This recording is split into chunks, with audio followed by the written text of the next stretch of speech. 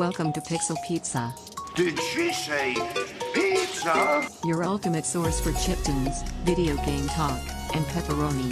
Delivered to you from Los Angeles and into the digital cyberspace of the 2020s. Pizza power! That's right, one super giant pizza. I want a large, thick crust with double cheese, ham, pepperoni.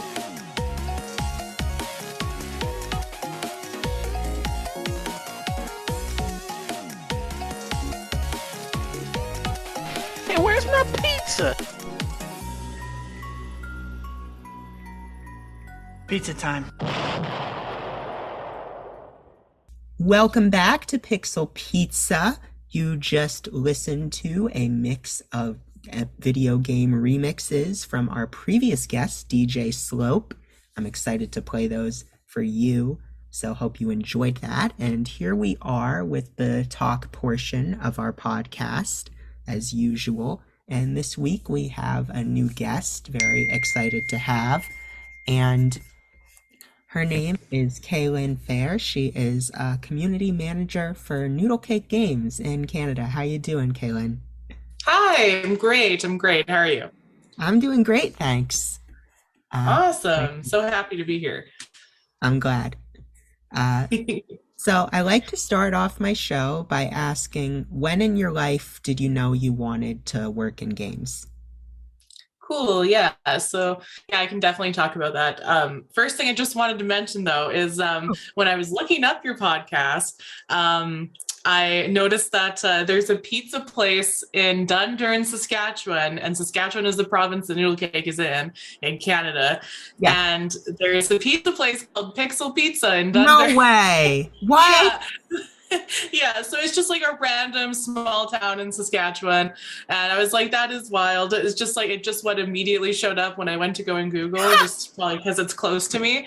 But I wish I would have gotten their pizza for today, but that would have been perfect. I know. They're like 2.5 hours away from me though, so it's like it would be super cold by the time I got here. So not anyway, yeah. So I thought that was kind of interesting. I was like, oh man, that'd be great. Yeah. But next time that I'm in that area, I will definitely go and get some Pixel Pizza from there. Want a full review.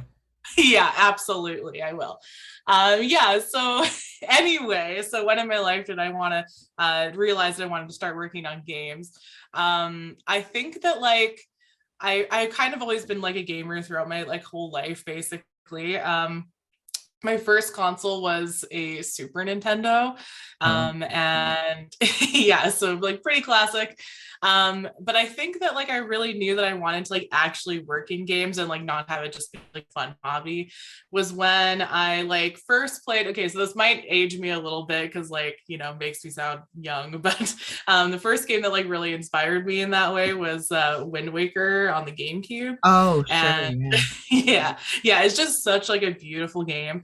And I knew that I wanted to like kind of help create worlds and environments like that, just like really beautiful, colorful, great storytelling.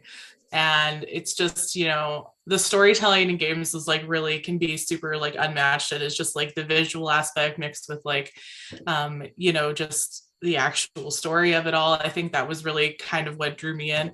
And yeah, so I think like that was kind of like what originally got me into wanting to work on games. But I kind of took like a bit of a departure from that sort of mindset of that being what I wanted to do with my life. And I kind of went on a different career path. I was in social work for quite a while. And I loved it, but it's like super easy to get burnt out in that field. It's just, there's a lot of stuff that you see working with marginalized communities and stuff that it's just, it's really difficult. But it can be easy. Like I'm part of a few, you know, like marginalized communities myself, like being part of the LGBTQ community and stuff like that.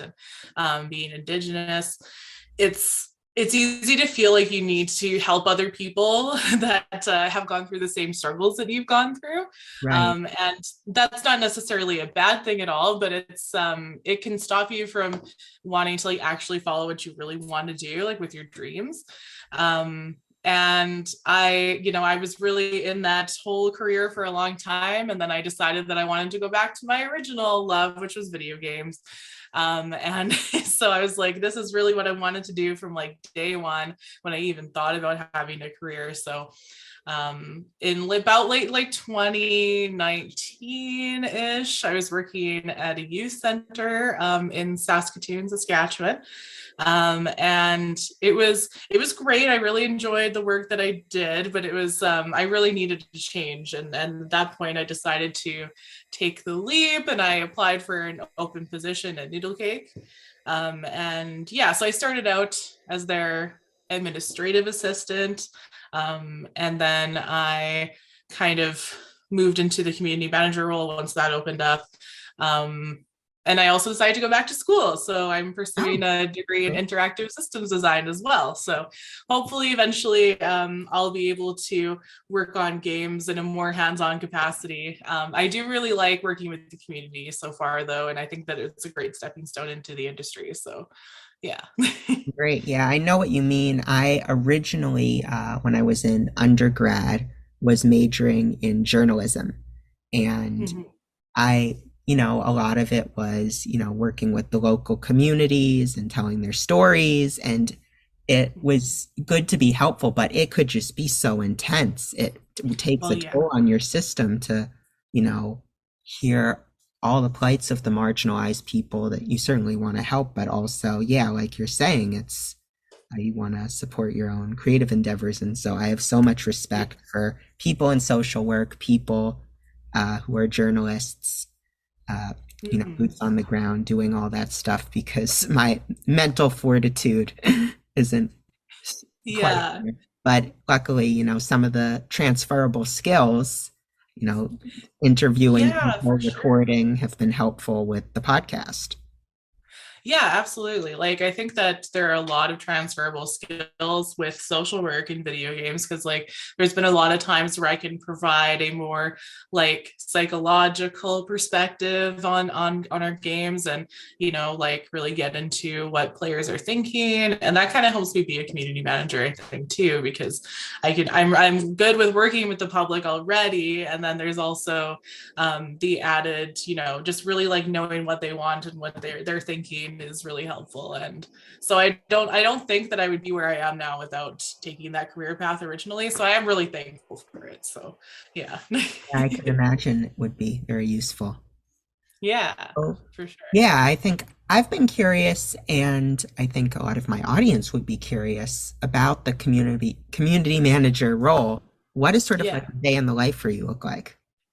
Sure, yeah. So mostly just like start with pretty like slow start to my day, just the regular checking like emails, Discord, opening up any tabs that I usually like to have open, just setting stuff up, looking at my to-do list, and just kind of catch up with things that are in my inbox that came in overnight.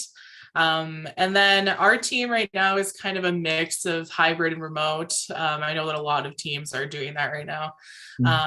And I currently work remotely. The most of the Noodlecake team and our office is based in Saskatoon, Saskatchewan, Canada. If you guys don't know where that is, it's kind of a obscure location, but I live in kind of the middle of the woods, and I'm working in video games, so it's pretty kind of fun to have like the best of both worlds in that way. So I have like remote meetings with our team, and we just kind of want to get an idea of what everybody's working on, see if there's anything that anybody needs help with.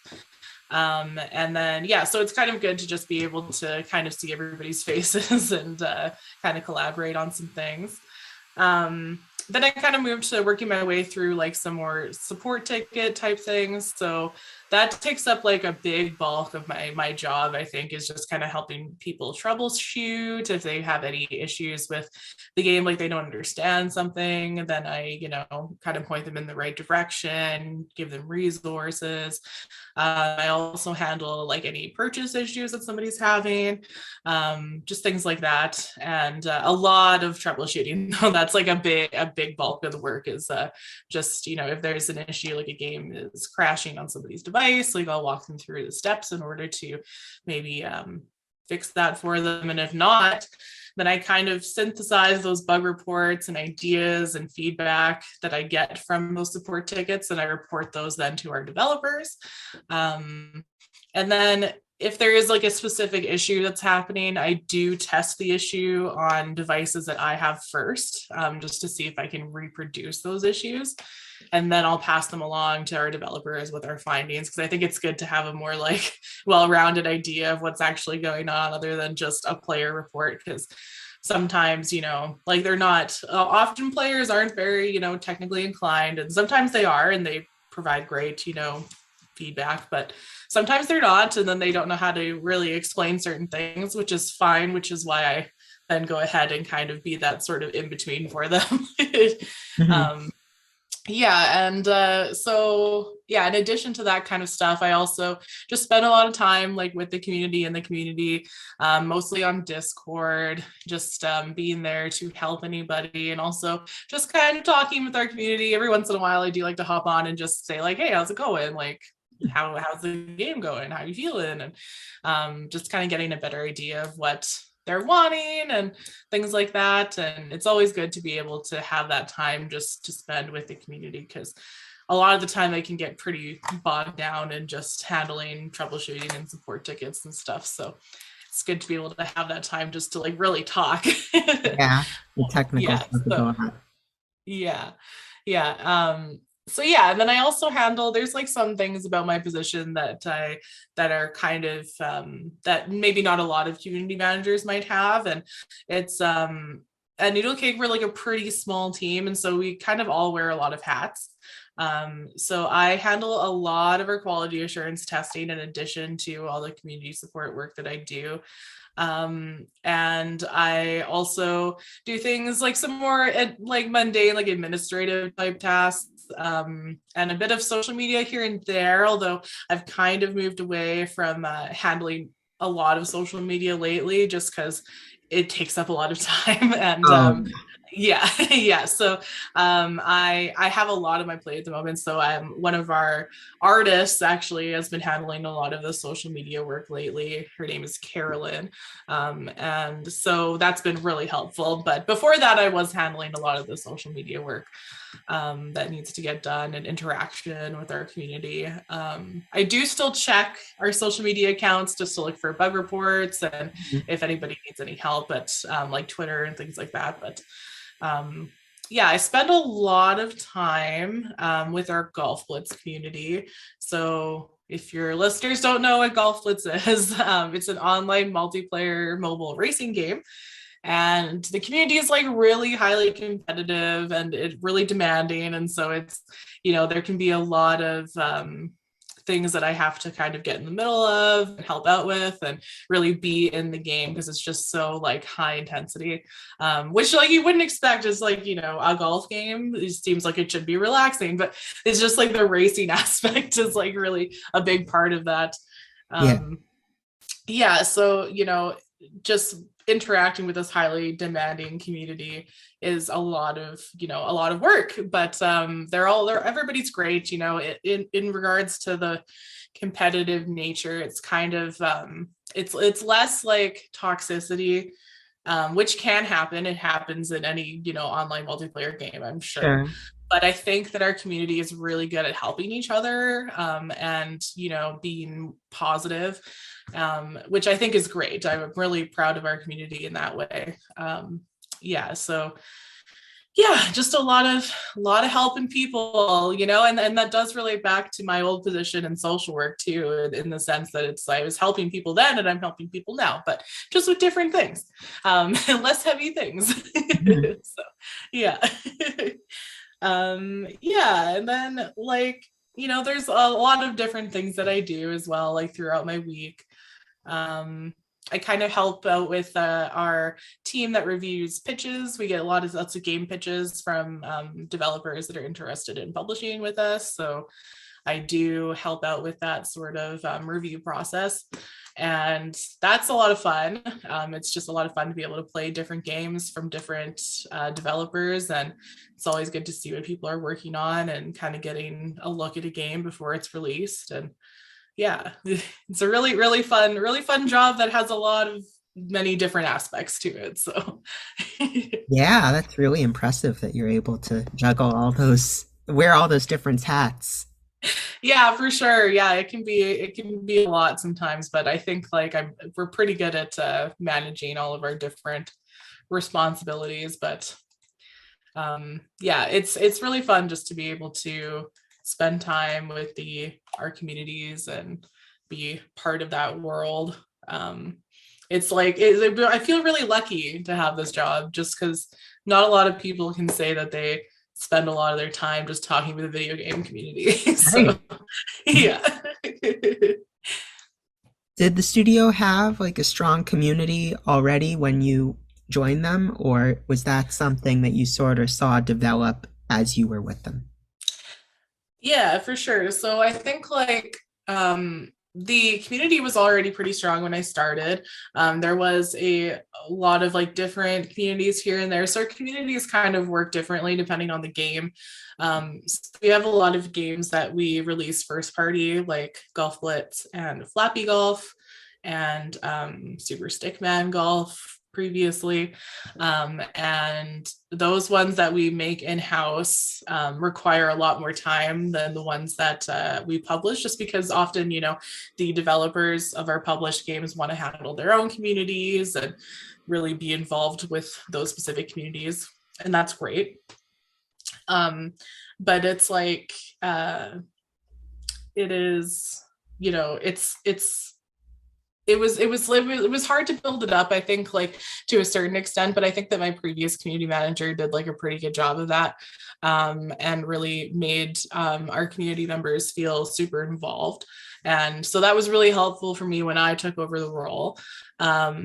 I did implement a lot of like new different ways for players to interact with the community. So there were some things that I just felt were kind of lacking that I wanted to get implemented. So we use a software called Codex to kind of help with that. And it integrates with Discord, and players vote on certain feedback that they think would be good to put into the game. And the ones that have the highest level of votes get passed on into our Codex deck. So it's kind of similar to software like Trello, or like ones that have like cards. Yeah. So it gets implemented into there, and then we can see it, and the ones that are at the top with votes, we get to see them first. So those are the ones that the players really want the most.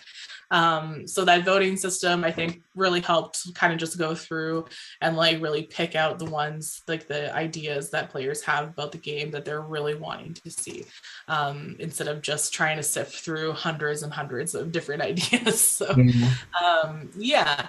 And I also implemented a new way for people to submit support tickets as well. So on Discord, our players can create a support ticket on there rather than having to send an email, which is helpful for some of our community members, because they spend all of their time on our Discord. It's like where all their friends are and things like that. So they're already there. So if they need help, they should be able to get it from us there. More efficient.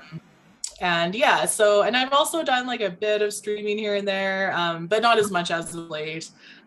Just like sometimes I get, that stage fright sort of vibe, but I do enjoy talking with our community just through things like Discord and stuff. But maybe I'll stream more someday, but that's kind of what I've done since I've sort of taken over the role. Yeah. It's great to see, the ways you've been able to implement your own ideas as part of the role. Yeah, for sure. And I think like Noodlecake is really open to new ideas and new ways of doing things. So it's just having that support is really helpful for sure. Yeah. Definitely. So I know you said part of it is social media, and I was interested to dig into that. And so, yeah, for sure. like, what are some strategies that you use to engage with people on social media? Sure. Yeah. I would say that we leverage our social media to highlight new aspects of our games, new features, highlighting the development process too. I think like just really being a part of how the game gets created, I think it's helpful for people to see whichever game that might be. I know that Soundfall has had a lot of development and just like making of sort of videos out there, and that's been really cool to see. We also do giveaways on social media sometimes, and that can be engaging for people because they want whatever item they are getting from that. We've messed around with some like promo codes and stuff like that too, and battle passes, that sort of thing. And I think that like a big thing is like featuring on storefronts is also a huge boost when it comes to like acquiring new players and stuff like that. So whether that be on the App Store, on Google Play, or wherever, we have games on like every console, so it's a lot of different ways of promoting it, and just having it really engaging with players and helping them feel like they're a part of the game, I think is really important because their feedback has helped us with a lot of different things. So yeah. Are there any like specific things where it really came in handy?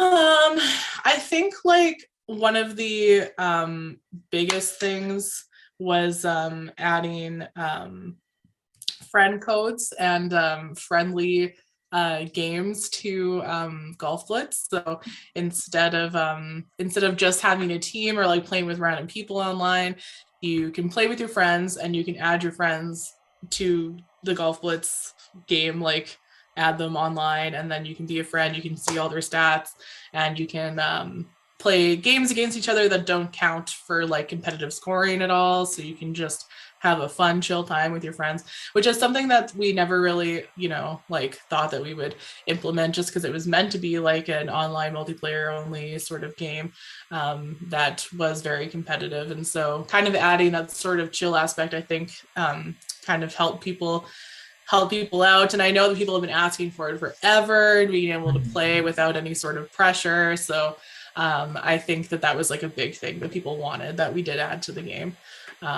As well as, things like new cosmetics and stuff. We've also had contests where people could either create their own course theme for the game, or they could create their own character, and then they would vote, and then we'd implement that character or that course or something like that.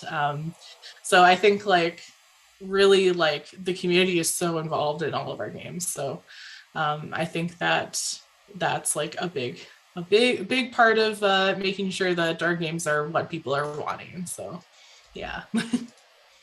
That's great to hear. So I think one of the things that's interesting about Noodlecake as a studio is that you guys are both a developer and a publisher.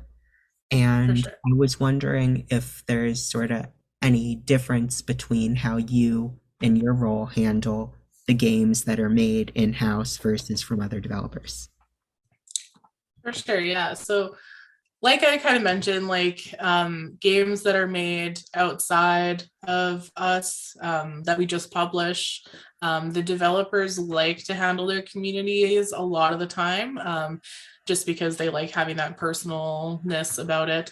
And so it kind of separates our communities into like different sort of subsections in that way. So we don't have like a general overall like just Noodlecake community, just because we have so many different things and people have so many different interests. We have a huge roster of games, so it's really hard to have everybody find something in common in that way. How many how many Discord channels do you have to have up at once on your computer? Yeah. So I handle our Discord servers for our first party games. So I have like Golf Blitz and Flappy Golf Discord servers are my biggest ones, but I am involved in a lot of different other ones, like an Apple Arcade one and Saskatchewan Game Dev one. There's like so many different, and then Noodlecake does have its own community server, but it's mostly just for Super Stickman Golf. So it's like there's just so many different different communities, and they all kind of gather on different places too. I know Discord is like a big place where we find a lot of our community, and they do. I noticed that like there can be some crossover, like when we release a new game on a different games Discord server, people will be talking about it. So there can be some overlap there in some ways. We also have some games that we only publish on certain platforms, and then we only really handle the support that comes in for those support tickets that come in for those certain platforms. And so that can be kind of confusing for some people, but I will help people anyway. So if they have a game, for example, if we have a game that we only release on Android, but there is an iOS version, I will help them with their iOS version anyway, just because they don't know. So, but if I need to, I'll direct people to the developers, because sometimes they'll handle their own support tickets and stuff like that. So just a lot of kind of being the middleman in that way. But yeah, with our first party games, I am the sole person that pretty much handles all of our community relations. Our developers do pop in like here and there to check in with the community, which is great because, they're really the ones that need all that feedback. So it's great that they can kind of pop in here and there when they have the time. It's always really busy when you're this small of a team, but I think it's really important for them to kind of check in every once in a while. And one of our producers, his name is Derek, and he's a big face of the Golf Blitz community. So he does all of our live streams. We do a bi-weekly live stream on Twitch that kind of goes over things like replay of the season. So if there's like a really cool play that somebody did in the game, we'll like show it off. We'll do giveaways. We'll do promo codes. We'll do all sorts of different things like on the stream. And our players love that. So I think that that's like a really big part of the community. People are always really excited for our streams. So so that's like, a lot of different places that people are, and a lot of different communities to juggle, and a lot of different, you got to kind of like put yourself into a different mindset for each game, because they're all so wildly different. So it's jumping back and forth like that. You got to have a really good sense of every game that we have. So I've played through all of our games, and just having like that general knowledge is like really huge. Yeah, that's a lot to remember on command. Yeah. Yeah, it's like, okay, just let me, go back through my library of knowledge here. And yeah. Sometimes it's like, I have no idea. I got to look that up, because like, I think sometimes it's good to admit when you don't know. But yeah, there's just so much to know. So absolutely. Yeah. Yes. So how do you like streaming? I enjoy it. There's like certain aspects of it that, maybe not want to do it as much. Just it's kind of hard to stream sometimes when you are presenting in a feminine way. So sometimes that can be hard, because I'm a woman in the gaming industry, and so sometimes there's comments and stuff like that aren't really the greatest, but for the most part our community really does like to see me stream, and they enjoy hearing what I have to say about our games. But I haven't done it as much as I would like, and I think that I would like to get into it a bit more. When it's just me, it's kind of intimidating. I have like some aspects of social anxiety that I just like, it's just like, wow, I'm on camera and all these people are watching me. So but I think it's like also kind of a good thing to overcome, because talking publicly and stuff can be really difficult, but I think it can only get better with practice. So I'd love to continue. Yeah.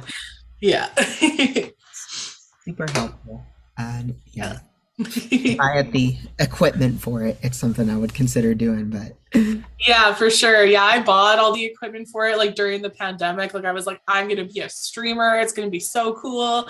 And then I was like, but wait, you have social anxiety, like what are you doing? Like Yeah, so I got like all of the stuff that I need and like none of the oomph to do it. So hopefully one day. Yeah. Anxiety issues myself. I know. Really. Yeah. So I think this is probably a good time for us to go to our musical break for the episode. So we've got more of our mixtape from DJ Slope coming through, and then we'll be back with Kay-Lynne. So stay tuned.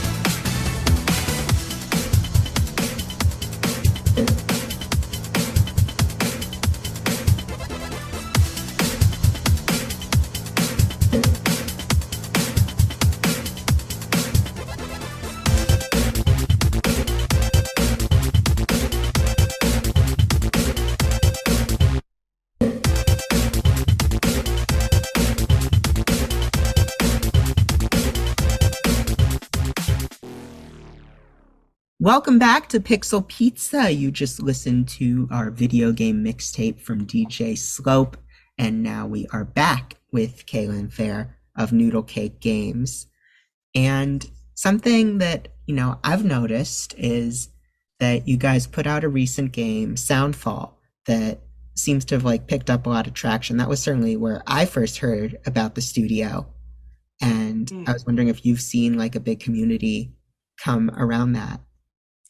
For sure, yeah. So our partners on this game, the developers, Drastic Games, they have their own Discord community for their own company. So just overall, but really it's very much Soundfall focused. And there's tons of people on this server. If I just even go here, it's over 140 just backers, and then online there's 365 people online on the server right now. So yeah. So there's it's a big community, and I do check in here and there, but they're with that game, it was so well put together. So they have specific people who handle their their dedicated team for this game. So I do answer support tickets here and there for this game, but for the most part, I'm pretty hands off. I do think it is a super cool game, and it's been a lot of fun just working with our partners on this game to make it possible.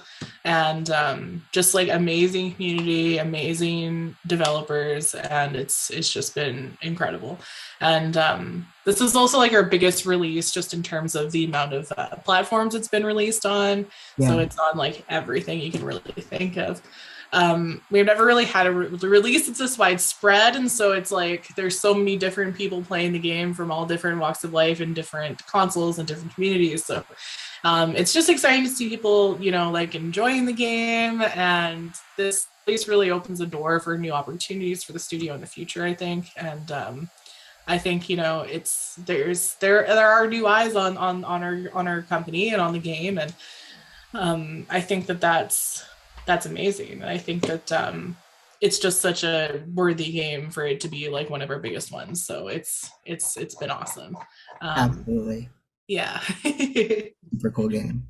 Yeah, it is. It's super fun. Just the rhythm aspects of it, and just the multiplayer. I really think that it really creates there's so many games out there nowadays that don't offer the couch co-op abilities, and I think that this game really hones in on that in a great way. And I play the game all the time with my little cousin, so it's been really fun to play with him. And and just see what different people do. You can upload your own music to the game, so there's lots of social media in that sense. Look at what song I uploaded into the game, and here's the level that it generated based on that. So there's just so many cool ways to interact with your friends and with the community and online, and so it's really awesome. For sure. Do you and the community people on the developer side compare notes a lot? Yeah, sometimes. It's a lot of if I notice that there's an issue, then I'll pass it along.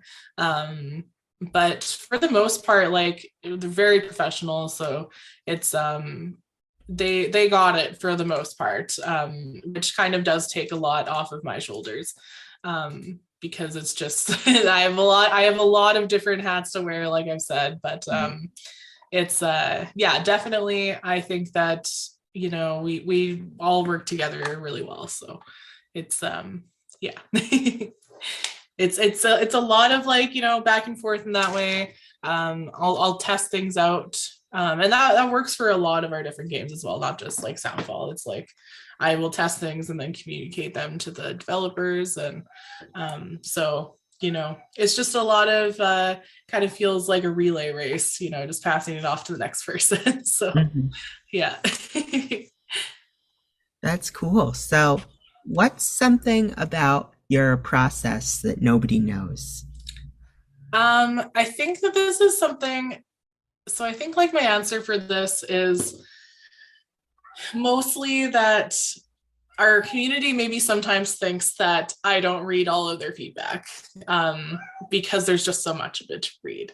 Right. And sometimes if an idea of theirs doesn't get implemented, whether it be for technical reasons or just practicality, whatever, sometimes they can feel like as if we don't listen to their feedback. However, I will say that one thing that they do not know is that I do read all player feedback. I read every single thing that gets sent in, every email, and I will pass along the one that seem like really well thought out.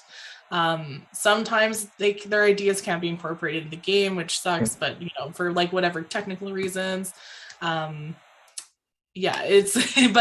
keeping an eye on it and really reading every single thing that comes in, it keeps an eye on trends and what players really value in our games. So and sometimes there's some really good ideas that do come out of our community. So I think that their feedback is valuable, and I do read it all. I read it all. Help you give your eyes a break every once in a while. Yeah, I actually have a blue light filtering on my glasses so that I don't have like as much of eye strain, and I have a sit stand desk, so it's like I'm really that's honestly like with the pandemic and everything, like desk hygiene and like good practice in that way is like really important. So like make sure you're standing up, taking a walk around. That's just my PSA. Take care of yourself. Definitely. Yeah. Yeah. Yeah, so you were touching on this before, and as you said, most people who play games online are really kind and supportive and communicative these days, but certainly there is still a level of toxicity associated with online gaming. And as a community manager, how do you think you work or other people can work to sort of make things a little more inclusive? For sure, yeah. So I think top priority is, overall in any regard should be to make your community a safer place to be. So where all your players feel respected and listened to. And I think, providing information on our communities as well as providing guides to our games is helpful for people. So if they have a question, they can always be answered for the most part.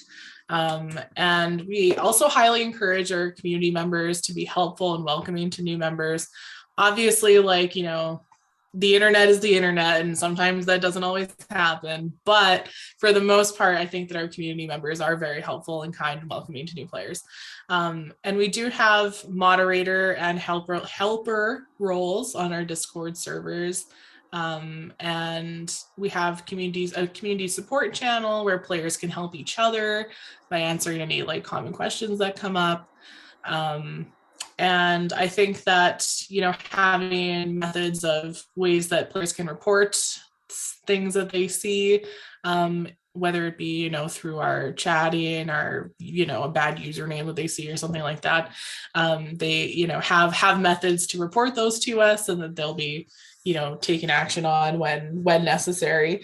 And I think like, having positive and collaborative events can be, like helpful, where people, submit, things that they're working on or stuff like that, and like feedback and having people get involved in our streams and things like that, and just really addressing any, conflict that comes up and things like that, and just knowing that, being, intimidating or abusive to community members is just not acceptable. Yeah. And, we want to make sure that everybody feels welcome hanging out with us in Noodlecake. So, and I think that we have that within our, our hiring process too. Like we have a very diverse team, and from people from all walks of life. And so I think, people should never really be discounted, and everybody's voice is important. So, yeah. Totally. I think it's really cool how you said you get community members to show off what they're working on and find ways to let them express themselves.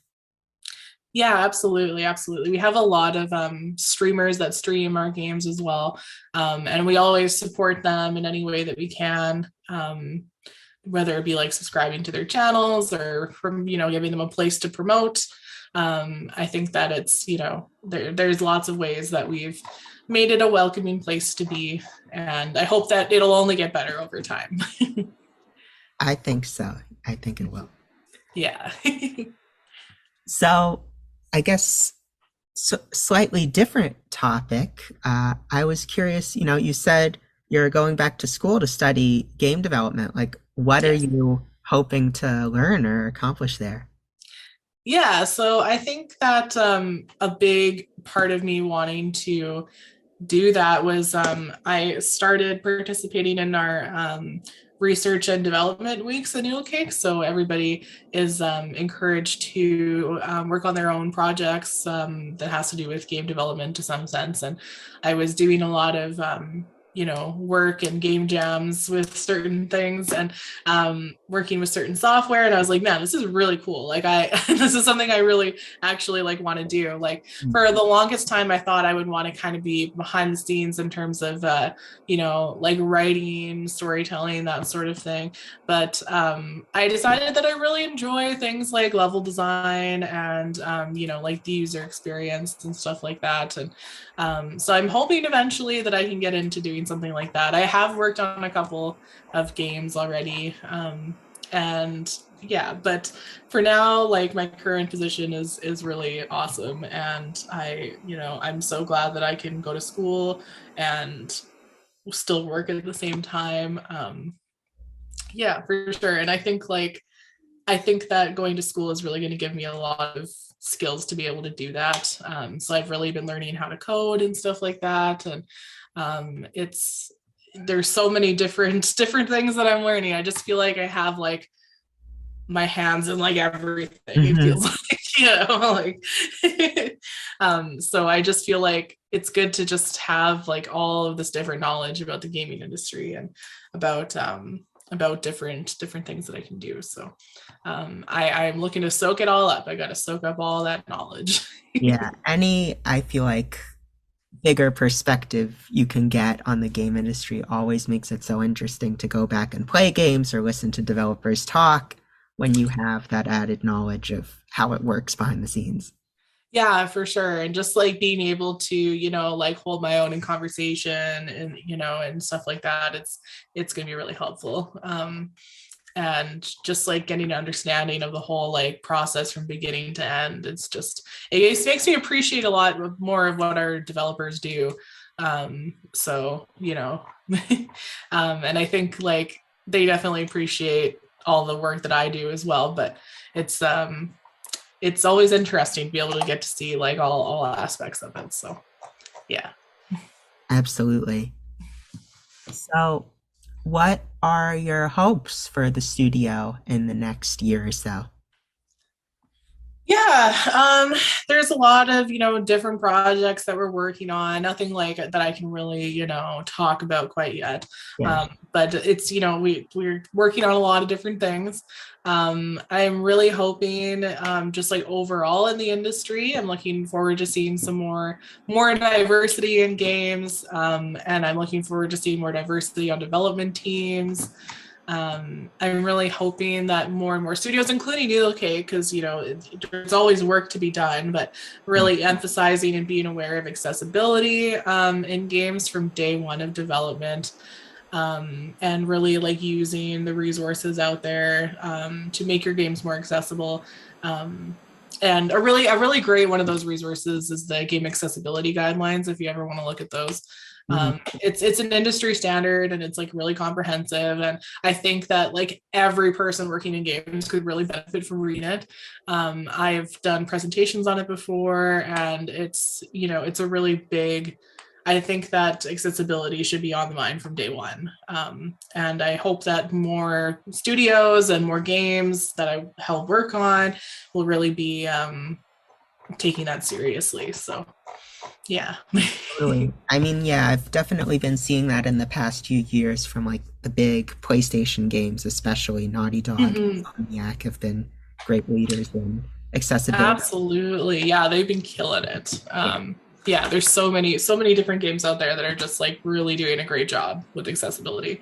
And there's so many different aspects to accessibility that you wouldn't even like think of, and so like there's just so much that can be done. So I think having that in mind in very early development can help make your game better. And it's not just even for people who need those accessibility resources and things like that. It's like it makes the game better for everybody, really. So yeah. More options, never a bad thing. Yeah, absolutely. Yeah. Yeah, so that was the extent of the questions I had. Was there anything else you wanted to chat about? Yeah, not really. I think it's just like I just really want to emphasize, how much I really love and appreciate our community. And anybody who from our community who is listening to this, that we really appreciate you playing all of our games, and we wouldn't really be here without you. And I think that one of my biggest prides is hearing from all of you about how you've been playing our games like for forever with your friends, and it's been a big part of your life even growing up. And there's some people that have grown up with our games, and it's just so wild. Yeah, we've had. How long has the studio been around? Since 2011. So okay. Yeah. So there's been some younger people that have definitely wrote into us saying that they really loved our games. And I, that just like warms my heart so much. And I'm so happy that we can create these fun experiences and really find the fun for our players. So we love and appreciate you, and so happy that you're with us. That's so sweet. Thank you. Thank you, Noodlecake community, for listening in to the show. For sure. And so I have to end off with my last question, which is, apart from Pixel Pizza, where is your favorite pizza place? Oh my goodness. I really enjoy, there is a place in Saskatoon that is called 13 Pies, and they make really, really good pizza. And they have a really cool atmosphere. And so like every like Christmas, right before Christmas, all of my friends gather and we do our gift exchange there and we eat pizza. So if you're ever in Saskatoon, I would check it out. But I will definitely be checking out Pixel Pizza next time I'm near Dundurn, Saskatchewan. Like what a random thing just in the middle really? of I know. Yeah. I mean, I remember when I started the show, when I like the original version of the show 10 years ago, I didn't see any Google results for Pixel Pizza. So yeah. Cool. Yeah, they must have just straight up like ripped you off. No, I'm kidding. Yeah, oh yeah. Yeah, but they have like video game themed pizzas and stuff. So definitely check it out. Yeah. This is now a promotion for Pixel Pizza in Dundurn. Get your pizza. Great. So yeah, thank you again for joining me, Kay-Lynne. Where can people keep track of you in the studio? Yeah, for sure. So we're on like any social media platform you can think of. We are at Noodlecake for the most part on most social media. You can find our games on a lot of different consoles, but a lot of our games are mobile first. So check out the App Store and Google Play for our games. You can also, we have a few games on the Nintendo Switch and PlayStation and Xbox, so check those out. We'll be running some sales in the next little bit. There's one starting in November, so keep an eye out for that. And then we have different communities for all our different games. So if there's a certain game that you just started playing that you really enjoy, check that out and see if there's a community for it, and you can join us and say hi to me. Great. Yeah, I'm definitely interested in checking out more of the games now that I know. For sure. So yeah, thank you again. And this marks the end of another great episode of Pixel Pizza, and we'll be ending off with the rest of our mixtape from DJ Slope. So enjoy that, and we'll see you next week.